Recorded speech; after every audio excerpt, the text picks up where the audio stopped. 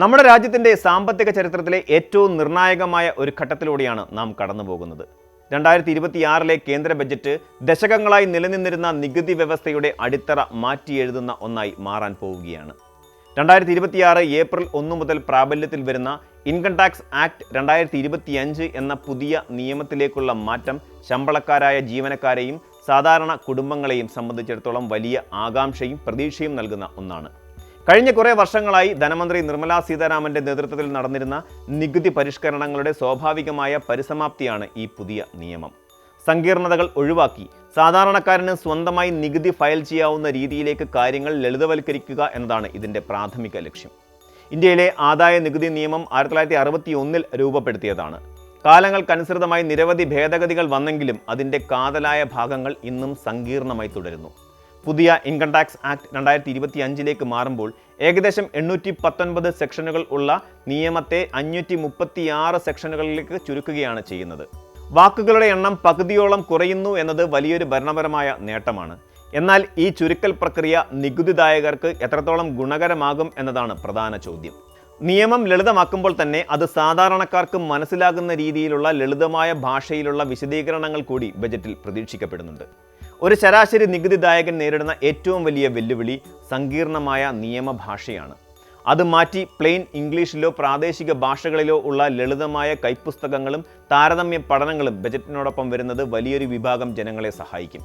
ശമ്പളക്കാരായ ജീവനക്കാരുടെ പ്രധാന പ്രതീക്ഷ എപ്പോഴും നികുതി സ്ലാബുകളിലെ ഇളവുകളാണ്. നിലവിൽ പുതിയ നികുതി വ്യവസ്ഥ പ്രകാരം 12 ലക്ഷം രൂപ വരെ വാർഷിക വരുമാനമുള്ളവർക്ക് ടാക്സ് റിബേറ്റ് വഴി നികുതി അടയ്ക്കേണ്ടി വരുന്നില്ല. സ്റ്റാൻഡേർഡ് ഡിഡക്ഷൻ കൂടി കണക്കിലെടുക്കുമ്പോൾ അത് ഏകദേശം 12.75 ലക്ഷം രൂപ വരെ ഉയരുന്നു. എങ്കിലും പണപ്പെരുപ്പവും ജീവിത ചെലവും വർദ്ധിക്കുന്ന സാഹചര്യത്തിൽ ഈ പരിധി ഇനിയും ഉയർത്തണം എന്ന ആവശ്യത്തിന് ശക്തമായ പിന്തുണയുണ്ട്.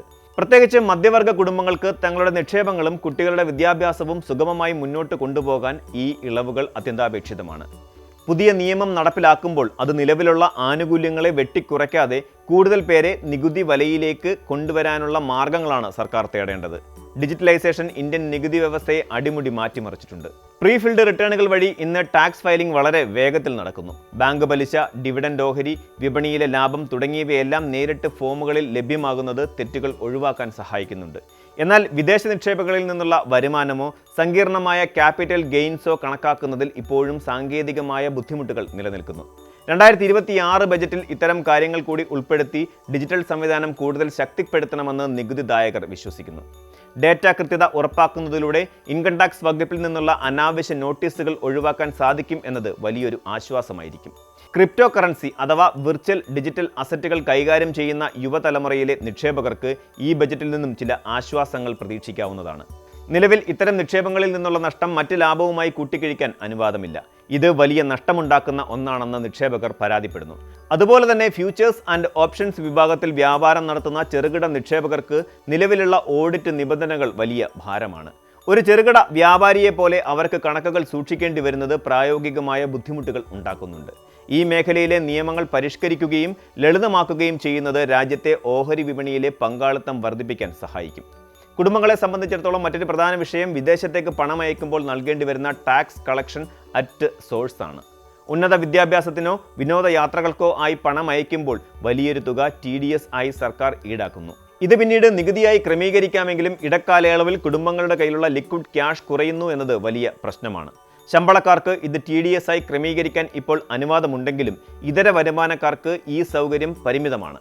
ഇത്തരം സാഹചര്യങ്ങളിൽ തടഞ്ഞുവെക്കപ്പെടുന്ന തുകകൾ വേഗത്തിൽ തിരികെ ലഭിക്കാനുള്ള റീഫണ്ട് സംവിധാനങ്ങൾ കാര്യക്ഷമമാക്കേണ്ടത് അത്യാവശ്യമാണ്. നികുതി തർക്കങ്ങളുടെ പരിഹാരമാണ് മറ്റൊരു പ്രധാന വെല്ലുവിളി. ലക്ഷക്കണക്കിന് അപ്പീലുകളാണ് നിലവിൽ കെട്ടിക്കിടക്കുന്നത്. സാധാരണക്കാരെ സംബന്ധിച്ചിടത്തോളം വർഷങ്ങളോളം നീളുന്ന നിയമ പോരാട്ടങ്ങൾ സാമ്പത്തികമായും മാനസികമായും വലിയ ആഘാതമുണ്ടാക്കുന്നു. ചെറിയ തുകകളുടെ തർക്കങ്ങൾ വേഗത്തിൽ തീർപ്പാക്കുന്നതിനായി പ്രത്യേക ട്രിബ്യൂണലുകളോ ഫാസ്റ്റ് ട്രാക്ക് സംവിധാനങ്ങളോ ഏർപ്പെടുത്തുന്നത് കുടുംബങ്ങൾക്ക് വലിയ സമാധാനം നൽകും. ഇൻകം ടാക്സ് ആക്ട് 2025 മാറുമ്പോൾ പുതിയ കേസുകൾക്ക് ഒരു സെറ്റിൽമെൻറ്റ് സ്കീം കൊണ്ടുവരുന്നത് സർക്കാരിനും ജനങ്ങൾക്കും ഒരുപോലെ ഗുണകരമാകും. ഈ ബജറ്റിലെ ഏറ്റവും വിപ്ലവകരമായ ഒരു നിർദ്ദേശം institute of chartered accounts of India മുന്നോട്ട് വെച്ച ജോയിൻറ്റ് ടാക്സേഷനാണ്. അമേരിക്കയും ജർമ്മനിയും പോലെയുള്ള വികസിത രാജ്യങ്ങളിൽ നിലവിലുള്ള ഈ രീതിയിൽ ദമ്പതികൾക്ക് ഒരുമിച്ച് ടാക്സ് ഫയൽ ചെയ്യാൻ സാധിക്കും. ഇത് പ്രത്യേകിച്ച് പങ്കാളികളിൽ ഒരാൾക്ക് മാത്രം വരുമാനമുള്ള കുടുംബങ്ങൾക്ക് വലിയ നേട്ടമാകും. വരുമാനമില്ലാത്ത പങ്കാളിയുടെ ടാക്സ് സ്ലാബുകൾ കൂടി ഉപയോഗപ്പെടുത്തുന്നതിലൂടെ കുടുംബത്തിന്റെ മൊത്തത്തിലുള്ള നികുതി ബാധ്യത കുറയ്ക്കാൻ സാധിക്കും. കുടുംബങ്ങളെ ഒരു സാമ്പത്തിക യൂണിറ്റായി കാണുന്ന ഈ രീതി ഇന്ത്യൻ പശ്ചാത്തലത്തിൽ സാമൂഹികമായും സാമ്പത്തികമായും വലിയ മാറ്റങ്ങൾ കൊണ്ടുവരാൻ സാധ്യതയുള്ള ഒന്നാണ്. ചുരുക്കത്തിൽ 2026 ബജറ്റ് എന്നത് വെറുമൊരു നികുതി നിർണ്ണയമല്ല, മറിച്ച് രാജ്യത്തെ പൗരന്മാർക്ക് നിയമത്തിലുള്ള വിശ്വാസം വർദ്ധിപ്പിക്കാനുള്ള ഒരു സുവർണ അവസരമാണ്. നിയമം ലളിതമാകുമ്പോഴും ഡിജിറ്റൽ സേവനങ്ങൾ മെച്ചപ്പെടുമ്പോഴും നികുതി റിട്ടേൺ ഫയൽ ചെയ്യുന്നത് ഒരു ഭാരമായി നികുതിദായകൻ കാണരുത്. കൃത്യമായ നിയമങ്ങൾ, വ്യക്തമായ മാർഗനിർദ്ദേശങ്ങൾ, അതിവേഗത്തിലുള്ള തർക്ക പരിഹാരങ്ങൾ എന്നിവയിലൂടെ ഒരു മികച്ച ടാക്സ് സംസ്കാരം വളർത്തിയെടുക്കാൻ ഈ ബജറ്റിന് സാധിക്കണം.